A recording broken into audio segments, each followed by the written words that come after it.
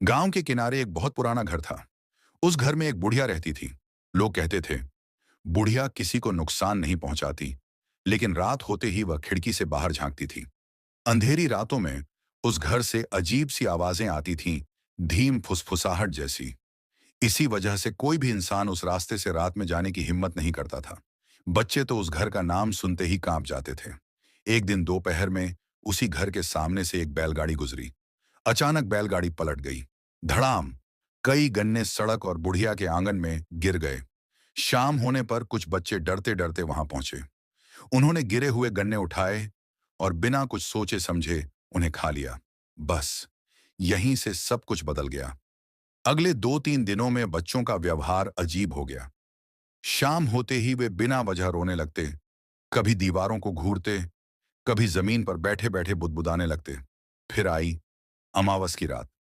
रात के ठीक 10 बजे सारे बच्चे एक एक करके अपने घरों से बाहर निकल आए। बिना कुछ बोले, बिना किसी डर के, जैसे कोई अदृश्य ताकत उन्हें बुला रही हो। धीरे धीरे सारे बच्चे बुढ़िया के घर की तरफ बढ़ने लगे। उनके पैर जमीन से थोड़े ऊपर उठने लगे। आंखें पूरी तरह सफेद हो चुकी थीं।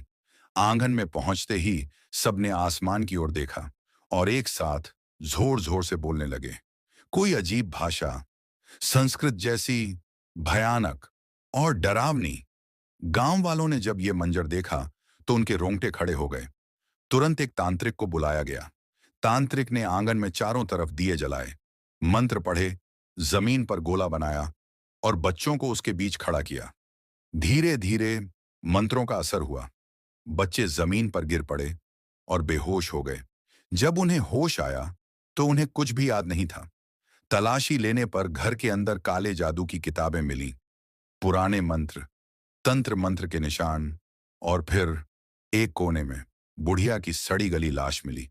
तभी सबको समझ आ गया, बुढ़िया ने काला जादू किया था। जो भी उसके आंगन से कुछ खाता था वो उसके जादू का शिकार बन जाता था। गांव वाले डरते डरते वहां से लौटने लगे।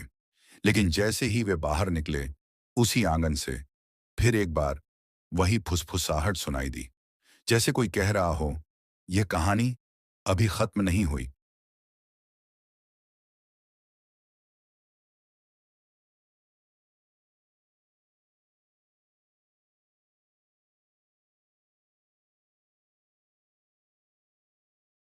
गांव के किनारे एक बहुत पुराना घर था। उस घर में एक बुढ़िया रहती थी। लोग कहते थे, बुढ़िया किसी को नुकसान नहीं पहुंचाती, लेकिन रात होते ही वह खिड़की से बाहर झांकती थी।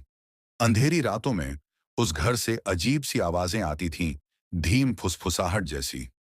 इसी वजह से कोई भी इंसान उस रास्ते से रात में जाने की हिम्मत नहीं करता था। बच्चे तो उस घर का नाम सुनते ही कांप जाते थे। एक दिन दोपहर में उसी घर के सामने से एक बैलगाड़ी गुजरी। अचानक बैलगाड़ी पलट गई। धड़ाम! कई गन्ने सड़क और बुढ़िया के आंगन में गिर गए। शाम होने पर कुछ बच्चे डरते डरते वहां पहुंचे। उन्होंने गिरे हुए गन्ने उठाए और बिना कुछ सोचे समझे उन्हें खा लिया। बस यहीं से सब कुछ बदल गया। अगले 2-3 दिनों में बच्चों का व्यवहार अजीब हो गया। शाम होते ही वे बिना वजह रोने लगते, कभी दीवारों को घूरते, कभी जमीन पर बैठे बैठे बुदबुदाने लगते। फिर आई अमावस की रात। रात के ठीक 10 बजे सारे बच्चे एक एक करके अपने घरों से बाहर निकल आए। बिना कुछ बोले, बिना किसी डर के, जैसे कोई अदृश्य ताकत उन्हें बुला रही हो। धीरे धीरे सारे बच्चे बुढ़िया के घर की तरफ बढ़ने लगे। उनके पैर जमीन से थोड़े ऊपर उठने लगे। आंखें पूरी तरह सफेद हो चुकी थीं।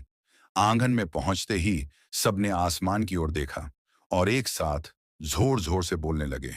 कोई अजीब भाषा, संस्कृत जैसी, भयानक और डरावनी।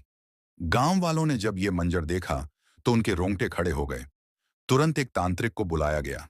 तांत्रिक ने आंगन में चारों तरफ दिए जलाए, मंत्र पढ़े, जमीन पर गोला बनाया और बच्चों को उसके बीच खड़ा किया। धीरे धीरे मंत्रों का असर हुआ। बच्चे जमीन पर गिर पड़े और बेहोश हो गए। जब उन्हें होश आया तो उन्हें कुछ भी याद नहीं था। तलाशी लेने पर घर के अंदर काले जादू की किताबें मिली, पुराने मंत्र, तंत्र मंत्र के निशान, और फिर एक कोने में बुढ़िया की सड़ी गली लाश मिली। तभी सबको समझ आ गया, बुढ़िया ने काला जादू किया था। जो भी उसके आंगन से कुछ खाता था वो उसके जादू का शिकार बन जाता था। गांव वाले डरते डरते वहां से लौटने लगे, लेकिन जैसे ही वे बाहर निकले, उसी आंगन से फिर एक बार वही फुसफुसाहट सुनाई दी, जैसे कोई कह रहा हो, यह कहानी अभी खत्म नहीं हुई।